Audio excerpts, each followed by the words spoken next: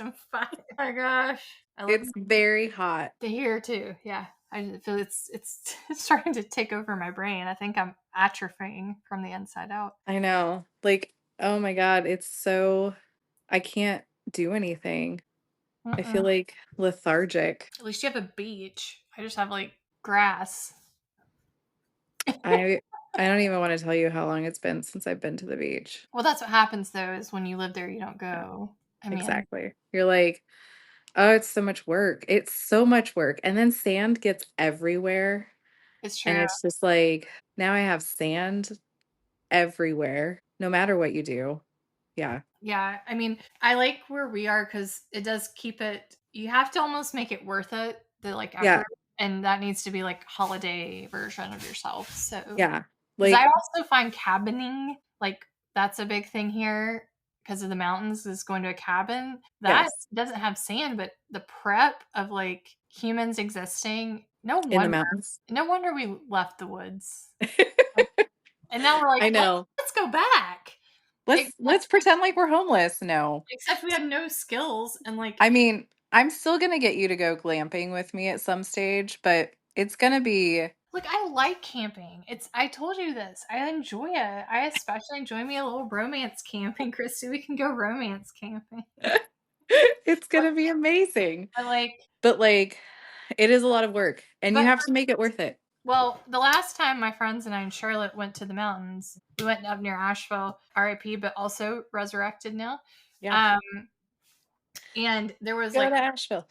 there were like 15 of us, and the sheer amount of just like food Oh, yeah, you have to bring so much stuff. and I mean, it's a booze. lot of work, but like it's worth it, but it's not like today I went and sat in my backyard and read a book. I did not go to the beach. You know, like it's just so much effort It is a lot of and then effort. you just don't. So, You know?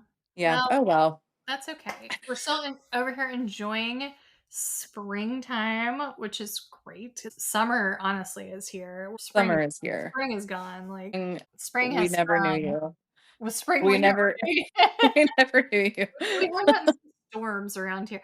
Oh my gosh, did you hear that? So we're in a really bad storm system right now, Yes. up near me. Yes. And what else is up near me? Mhm. DC. I said to one of my friends that one of the things I was like, I saw a thing that was like lightning and thunderstorms might cancel the stupid fucking military parade. And I was like, this Let's not proves even that call there's a it. God. That's right. Stephen Colbert said that. He's like, how mad did you have to make God for this to happen? But God also, is like, no. that's good theology. But also, I don't even want to call it a military parade because I don't No, think I don't that's either. fair to our military. It's not.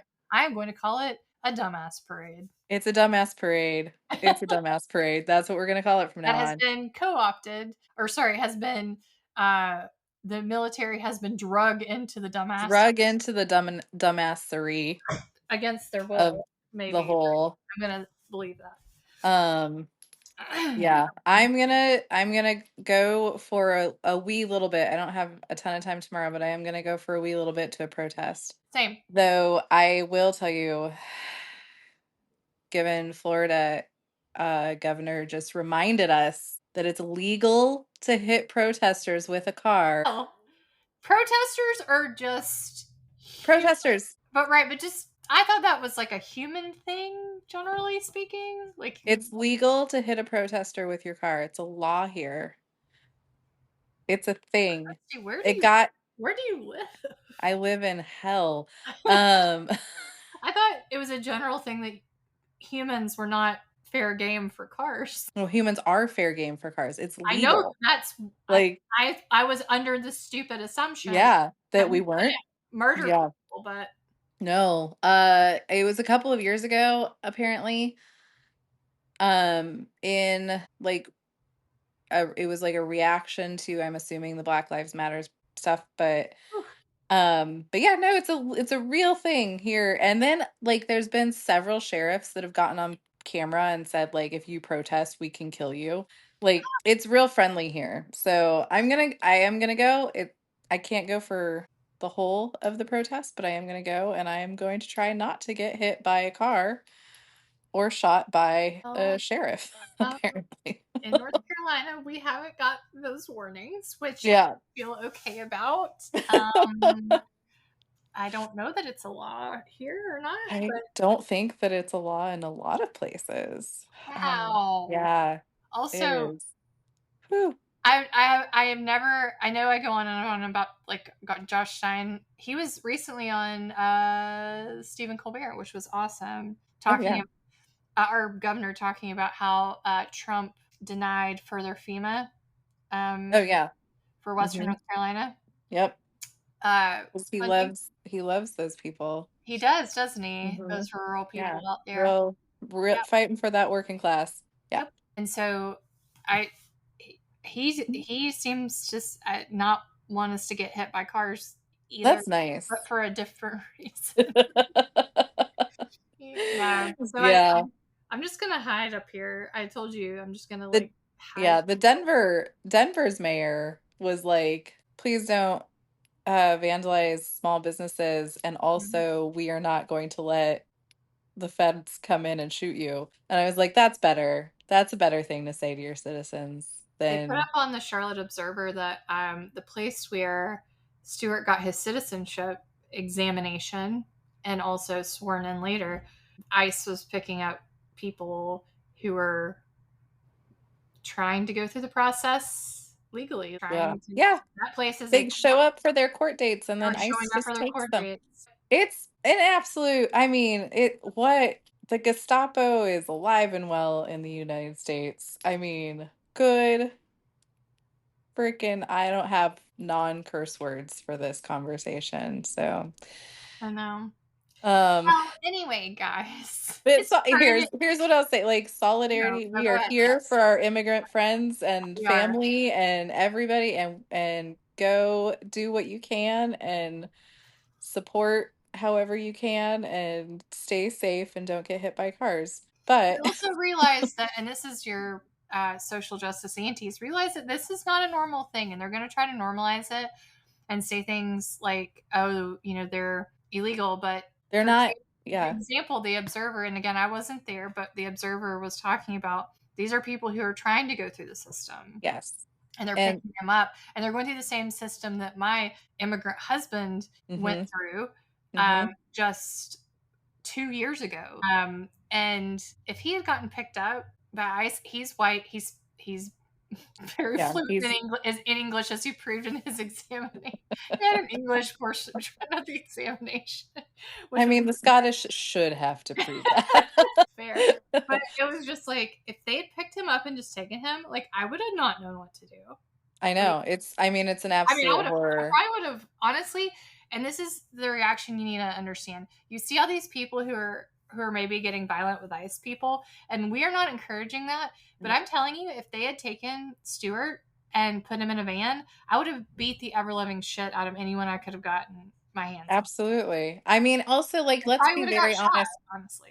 There's a real the violence is instigated on their side. Like, ICE is instigating violence. You are asking people to just not fight back, Right. right? They're not the ones, the protesters are not the ones instigating the violence. And any violence that is coming out of the protesters is primarily in reaction to violence that's Yeah. being put on them. People are getting their families torn apart by this. So, yeah, like let's just do what you can to stay as peaceful as possible, but I think there are some very unrealistic expectations for how people should react in these very extreme circumstances. Like you said, this is not normal. This is not just like an average Sunday protest. This is a crisis. We're in a We're in a crisis. crisis and things are very, very bad.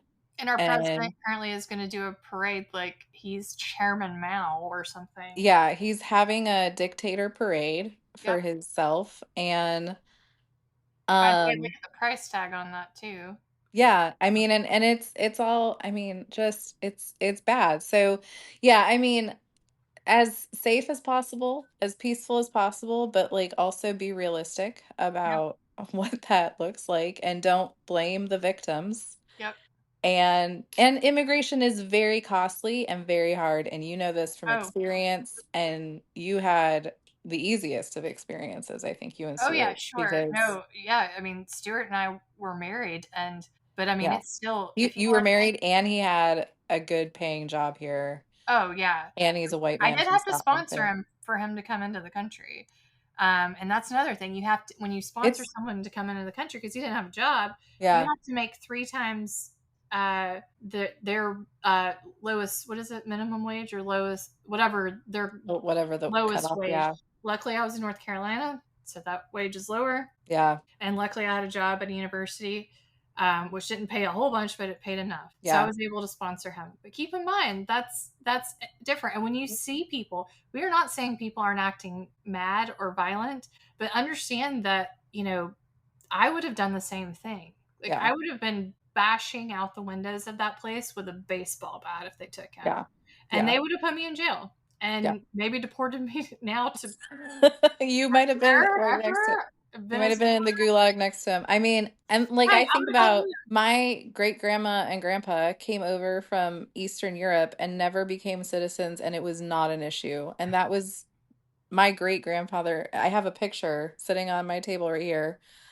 of me and my great grandma. So like let's all stop pretending like, oh, they're illegal. Firstly, they're human. Secondly, people are doing what they can. Third, this process has only been set up for less than 100 years and has been set up in a really complicated, expensive, difficult way. Yeah. And a lot of these people are fleeing horrific situations, trying to come to a better place. So let's not So make it to go worse. through the process legally, I will tell you from our experiences, because you also have to do stuff on your own country's end before moving over. Like, he had to take a syphilis test, for instance, to prove that he didn't have syphilis, Well, which that's good. guys That's he nice for does, you. guys he doesn't. Just so you know. But Yay. he had to go to London to do that. Like, and because it had to be an American approved doctor at an Yeah. American embassy in London. So he had to Yeah. fly to London from Mhm. Scotland, stay in London, do all the Yeah. we predict, and the things that we can kind of add up. The process was probably about $35,000 to $40,000, Yeah. and that's before he even That's before he even got there. moved. Yeah. Like, or no, sorry, it is the whole process, including when he moved. But that's not Okay. the moving costs, is what I'm trying to say. Like, that's Oh, not that doesn't cost, that's not like moving him and his his stuff. stuff. That's just so That's that just he the could process. legally be in the country. That's right. That's just the Yeah. process. And that Do was you during know? COVID, as Yeah. which was a whole That is like, I mean, just right? it's outlandish to me how people are, I mean, obviously, ignorant of the realities of immigration, but also like just not being able to think about like why might people have come here? How difficult might it be? How can we help them? How can and not to say like, oh, I mean, we can have a different conversation about I was gonna say we're borders just and all that. yeah. But like, if you want to have a conversation about that, there should be some process. It's the process we have is terrible. It's bad. It's bad. It's set up bad, and it's difficult. And Purva, who's in the book group, I don't think you've met her yet, but she's from India and she's a medical doctor. She Hmm. has a child that was born here, and her husband are from India. And he, I think, as well, is a doctor, maybe like a eye doctor or something, but he doesn't practice. He takes care of their son because she was able to get. They've been here Yeah, for 11 years, yeah. and they're still on green cards. And like, Same. My friend, yeah, my good friend who you have met is from the. She lives here in St. Pete with me, oh not yes, yes, yes, with yes. me, but she lives here in St. Pete, and she's from the Dominican Republic. Again, she is an incredibly privileged person as well because she has a PhD and she's Oh yes, considered one of those a like highly skilled worker. highly skilled worker, whatever it is that, but she's still on a green card too. And she's been in the States for, I mean, probably about 11 years as well.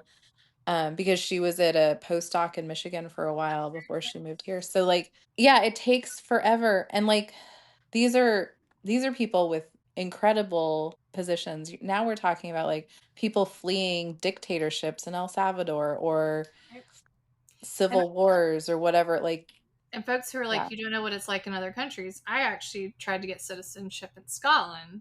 Yep. And I will say, I'd like to say it's better, but I lived there 11 years and was a professor at Edinburgh University, and I still don't have British citizenship. And it isn't easier, but they certainly don't have the violence that we're seeing, the viciousness and the Yeah. antagonism towards people who really bring our country to the place that it is, the backbone, I would say. They don't Hmm. have that. So that part, the sort of insensitivity that we're showing right now, it's not to say that our process is the worst of the worst. No, It's it's to say not. that our reactions right now Our reactions right now are are fueled not, by racism and hate. and they're not showing Mm. the American spirit that we were founded on at all. Right. So that's my sort of bottom line on it. Yeah, Um, same. I completely agree. It's not Also, the fuck the Tories. That's yes. all I'll say. Absolutely. You can Google that and see what I'm trying to. Um, yeah, absolutely. I mean, Scotland, I think, is a lot friendlier to Oh, 100%. immigrants, and But you're and on it the is still complicated because I looked into it as well, and it was honestly, I couldn't even try because I couldn't get a job that paid enough over there, and so. But I have friends who are immigrants to Scotland who are going through the process. It's complicated in a lot of places, but it doesn't mean they were that going we to have to throw me in throw the back rocks at of people. We don't need to shoot right people. We don't need to start deporting them to gulags. gulags in other countries. Like, we Right. don't need to turn into 1933 Germany. I'd love to see Scotland throw me out and be like, "We're sending you to a prison in Portugal." I would have been like, "Okay, Okay. where is this prison? Can you Yeah. tell me more about the prison? Is it near the beach? Is it like a British style prison, which I imagine is not too intense?" That's not what we're saying. Is that This is some hardcore stuff that's happening. yeah. So yeah, Yeah. it's good to keep up and to keep notice of that, and we fully support all those who are trying to Yes. live the American dream that we were sold. So, and yeah, just keep aware that these things that are happening. It's hard because we've been inundated with news and we've been inundated with information that is trying to normalize this, and to Hmm. say, oh well, they're X, Y, and Z, so that's why this reaction is happening. This is, I study history and I teach American history. This is unprecedented stuff. The last time we saw things like this, I would argue, is the '60s, and we all know what was happening back then. And Yeah. well, hopefully we all know. And so, and we, it still almost overtakes that, overshadows that in a way that the shipping off people and The things. shipping off of people, I think that's considerably worse. But I will say, you know what is really concerning to me?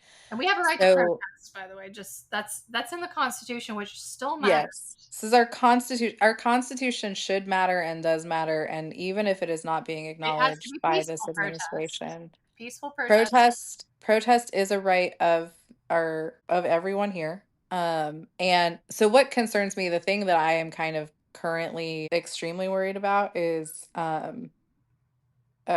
essentially a Kent State Mm, repetition. I grew up, my mom went to college in Ohio at the same time and was part of the protests that were going on at the same time as Kent State. And so I grew up, they were protesting Vietnam, for reference. yeah, they were protesting Vietnam. I grew up being taught about it. I mean, as I've mentioned previously, I thought that it was the 1960s when I was growing up, and so I was very aware of these kinds of things. A whole weird story you need to tell when we have more time. I was a little hippie child when I was being raised, and so So was I, but I um, knew what decade it was. I knew, I I mean, knew the, I I knew I the knew what Beatles. decade it was. I I just knew the Beatles were culturally, dead. I knew the I did Beatles not were. know that the Beatles were dead. I thought they were alive and well and still touring. Still I mean, touring. some of them were alive and well, but not all of them. They were not together. But my mom had told me about Kent State, I mean, for ages, and then we went to a Kent State kind of memorial. It was a museum. It was like one of the Yep. special exhibits.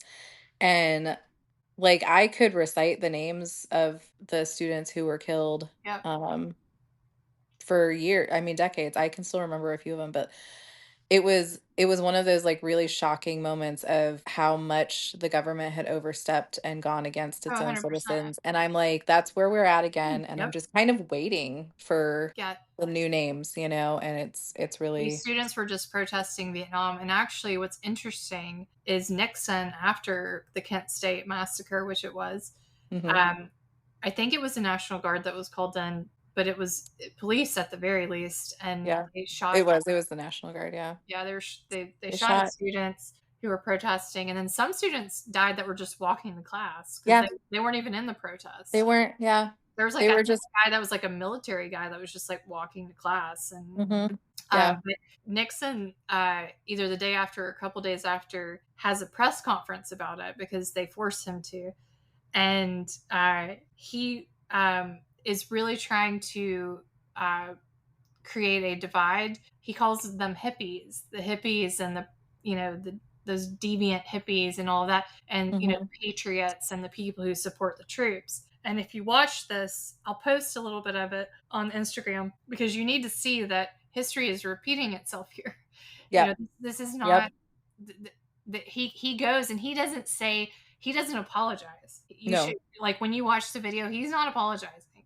He's saying, well, they did X, Y, and Z, and so that's what happened. And you guys understand because they're just these hippies, and they're draft dodgers. They've done all this stuff, and so he's trying to create this world where it diminishes the victims to the point where the American government was justified in what they did, and Mhm. these people who support him are like, well, we're just supporting the troops. Supporting the troops should never be an excuse for murdering people, and that's what happened. Yeah. Um, Yeah. because from this podcast that Christy and I have military families, Yep. and we support the troops.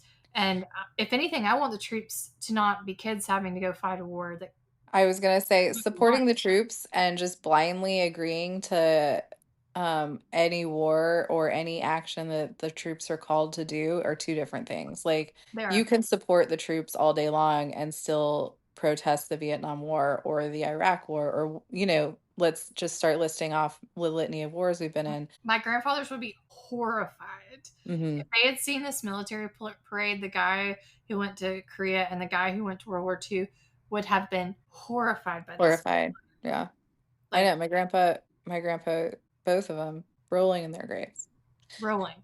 Like, and so Um that's what is not normal. This is not, and any sort of blanket they try to use to cover this as being normal, um, is fear. They're mhm. fearful of this person who is finite, Yep. and who will go. And what we will have is another, the way that we talk about the Kent State Massacre and we talk about it in those words and we teach it Yes. in history. You are now living that history. Yep. And one Yep. day generations will look back and be like, what was it that led these people to think that it's okay? And throughout history, I've seen through teaching it is that it's tired. People get tired of the news. They get tired. They just get complacent, and they say, "Well, this is okay," Yep. and Yep. they get in their bubbles and they get self-justified. And it's only when people, sadly, it's only when it's over sometimes, and people look back, they're Yeah. like, "Oh, that was a It's massacre," that quote, one day when all of this is over, everyone will look back and say, we always knew this was wrong. And like, and that that's what we happens. do with everything. I mean, like right now, if you ask 90% of US citizens, I'm making that stat up, but like it's a large majority, they'll say, yeah, Vietnam was not a war we should have fought. If you ask, they'll say, yeah, the Holocaust was terrible. But when in that time period. Or like currently we have a day for Martin Luther King Jr., but when he was killed, he did not have a majority of support by white people. So like yeah, someday we're all going to look back on this, but try to be on the right side Yep. when it's happening. And now Veterans Day is apparently World War I Victory Day. Oh. I saw that video. Oh. Okay. I'll verify if that's true or not. Well, he trying to make it that, not that it is that, but anyway. So Yeah. Christy and I are starting a summer series because we needed something else because this is going to tear us apart, our heart and our Yep. soul. Mhm. Um, and so our summer series is that we are going to do a series of papers that we submitted to various things Yep. that didn't get accepted. Yep. That we're going to. We're going to call it the summer of Christy, rejection. Christy on the on her video message to me said we're going to reclaim the narrative. It sounded We're taking back the power. I'm taking back the power. That's what she said. That's right. Taking back the power. So screw all of you people who said we should. Which honestly, some of the papers. Some of them are probably not amazing, but you know Like what? I was excited about all of them. I know the first one we're gonna do is my submissions to AR.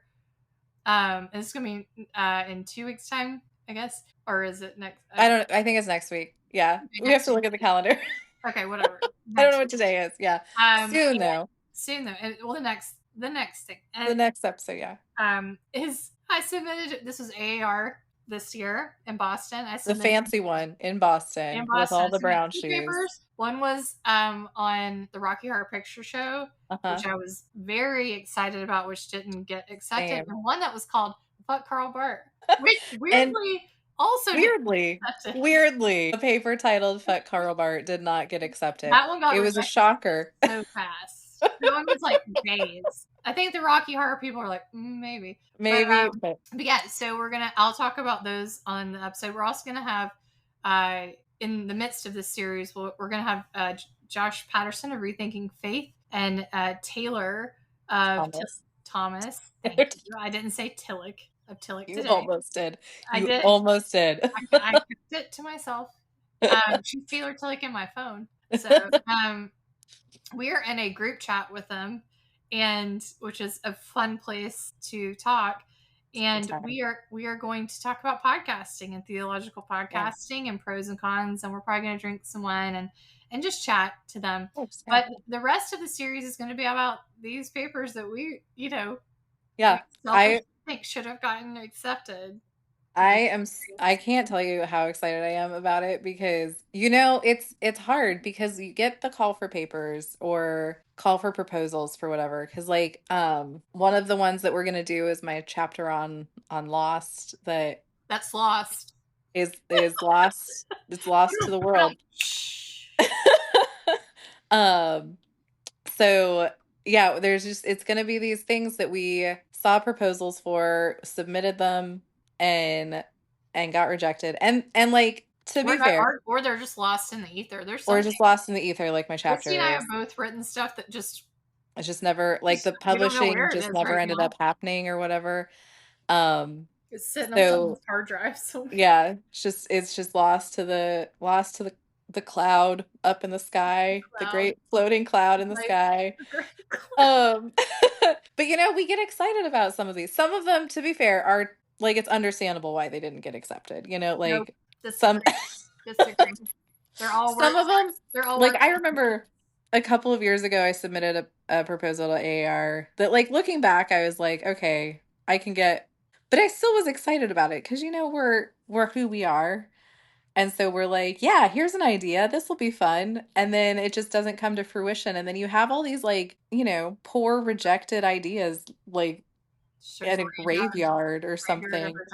Graveyard of rejection. I got a grant. One of mine is I got a grant from the Scottish government, like a pretty substantial grant to do work in Scottish schools and to produce stuff for them practically, but also to produce an article on sectarianism in Scotland. It is probably one of the best things I've ever written. It is qualitative research 101. It has stats in it, and it has never been published because no one would touch it. Oh my goodness. See, it's so sad and it's so frustrating because you do this thing and you do put a little piece of your heart into it, and then it's just not, it's done, it's gone. And like, I know some people like try submitting it stuff multiple times. No, that's not true. The Buffy paper that I gave at AAR, I did submit that one like in various places until it finally got accepted because I was you like, can do it more than once. Like, I still have hope that one day someone will see that research on sectarianism in Scotland because it's still there. I hope so. Yeah. Either way, we're going to take back the power and y'all are going to hear about it. It's so egotistical. We're taking back the power. It's like people did famously, this is famous, at least for me, at Edinburgh University, is I had never gotten a paper accepted to AR, and as of now, I've only gotten one accepted to the Gay Men in Religion. Shout out to my Gay Men in Religion. Gay Men in Religion. It was a great panel too. I was there. It was great. I had a great time, and it was exactly the perfect place for me. But when I was in Edinburgh, I remember at the time I was head of theology and ethics, and a lot of people at Edinburgh were on the program units, which are these different little subject areas at AR. And so we did a test because I was like, well, let's test it. And I'm not gonna call out who it was, but it was a certain someone that Christy knows, and it was a certain panel someone knows. And this person looked at it, my proposal, edited the proposal, and then I submitted the proposal. It still got rejected. It got rejected. By the guy that was in charge. Like, he said yes, and everyone else said no. I did gender him, but hey, it's Edinburgh. Most people are men anyway, so it's fine. Yeah. But it was so funny because I was like, what in the world do I need to do to make this right? For year after year? And when I would get people to look at stuff, and it was so funny. It was probably a pure decade. I got nothing accepted. And then I got the one accepted like 2 years ago to the gay men and religion stuff. Yeah, it was and San Antonio. It was great. And then this year I went back to being an asshole, and I think that shows that maybe what happened. But anyway, we're going to talk about the process too, and how it is, you know, not everything is inherently biased. Like, there are some blind stuff, and some panels you may not get on because people knew what they wanted beforehand. But, you know, I do think there is some that do it fairly. And I plug for, speaking of AR Southeast, I put up some stuff about that. Yes. That is blind because I'm in charge of it. So I make it blind. The people who look at your papers cannot see your name. So do submit to that. AR Southeast is on the internet. And you don't have to be from the Southeast region. Just know that the conference will be held in the Southeast. Do you know where it is? I sure do. It's Furman University, which is in Greenville, South Carolina, which is actually a pretty cool place. As it goes. Is that where? That's where you see Blink. I love Greenville. Greenville's cool. It's so cool. I'm there. I'm coming. It's a walking town. It's such a cute town. Apparently, there's a waterfall. We heard a lot about that waterfall. I didn't go see it because I've seen a lot of waterfalls in my day. But go. It's a good time. Like, it's a good time. It's over spring break every year, and it's not everyone's spring break, but they try to either do it. It's on the weekend, so it's on the weekends, yeah. So it's not like it's Tuesday. That bridges the two commonly used spring breaks. So that one I can tell you is blind because I get all the paper. Well, and two, I think, to be fair, most of them are blind. It's just, I think sometimes you've got a kind of goal in mind, and you can write proposal, like the call for proposals, in a certain way that you're going to end up with a theme. And you know, and if you're not in line with that theme completely or whatever, or some of them just I saw on Blue Sky one day when AAR was doing the acceptances, right? Like, stuff was getting accepted. Somebody on one of those panels posted, he had like 100+ proposals for one panel, and you could get 4 people. That's right. Maybe 5 people on it. So sometimes it's just really like there are just so many. And, you know, I've applied to the practical theology unit most years. Yeah. And they know who I am. I sit in the back at their panel. Leah's getting text messages, everybody. She looks shocked. I don't think that that's right. I just got texted. Anyway, it's the least sexy text as well. It probably looked like that. But anyway, so I applied all the time to practical theology. I used to sit in the back with like all the Aberdeen PT people, like Lee Cross and Leon and John Swinton. And I just sit there, and we were like, well, another year, none of us are getting on here.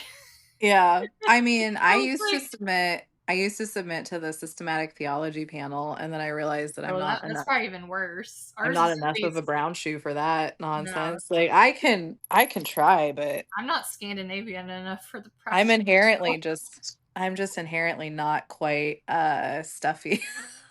Well, and I think too, we joke about it, and I joked about the Scandinavian thing, but it is also like, you have to see. So like, when I say I sit at the back with the Aberdeen people, it's because, and the Glasgow people, is that I was taught practical theology in Scotland, which is a different flair than some other, even American practical theologians. And so when you look in and you look at the panel, you have to understand that PT in Scandinavia was taught in a different way, and they Mhm. have different Yeah. focuses and foci and all Yep. this sort of stuff. And like, so when they read your paper, it might seem like an alien thing to them, and that's not. It is Or bias. it just might not even be, like I said, it might just not be what they're looking for in that time. 100%, And 100%. so I think this is why it doesn't feel like, for me, it never feels like my paper has been rejected because it was just bad, right? There's always a kind of sense like it was rejected for reasons, and they might be good reasons, they might be bad reasons, whatever, but it doesn't mean that I'm like, "Oh, okay, well, that idea was just bad, I'll just move on from it." I'm always just a little bit like, "Oh, no, that was still a good idea. Maybe that's not where it needed to go. Maybe those aren't the people who wanna listen to it, but it's still a good idea. It should be out of my head. It should be out in the world somewhere."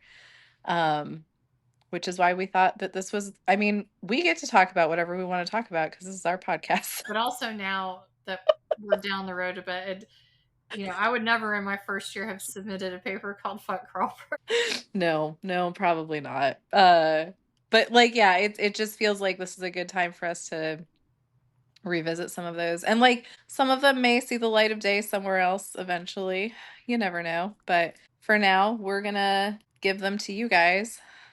And so yeah, so Leah's gonna kick us off with her AAR. I think we were gonna start with Fuck Carl Bart. And we're gonna do a series and it's gonna go for the summer. So And it's also even though, too, if you're in academia and you're applying for jobs, just know that a lot of the same stuff applies to jobs. oh, Christy and 100%, I have been rejected from countless jobs. countless, Um, countless. And for it's usually because there are 200 applications. Yeah, for Yeah, reasons that sometimes are more valid than others, but in yeah, the end, it's that you didn't hit the sweet spot that yep, someone, and that's kind of the reason. But and also, we want our papers to see the light of the world, and so yeah. you all are going to get to hear all about We why want to resurrect this graveyard of ideas. So I get to hear about my Scottish studies and it's gonna be great because Rocky like Leah's Fire. gonna tell us why fuck Carl Bart, and then I get to respond. Yeah, so it's like Um, we're giving our papers so and it's like we're giving, it's gonna be more fun than if you guys went to a conference, but it's also gonna give you a little flavor of a conference. yeah, So absolutely. it's gonna be a good time. But Well, that's our trailer. So, yeah, uh, this is just a exciting cliffhanger for you. yeah. So we love you guys. Welcome to our summer series, Yeah. and we'll see you We'll next see you time. soon. All Yep. right. Bye. Bye.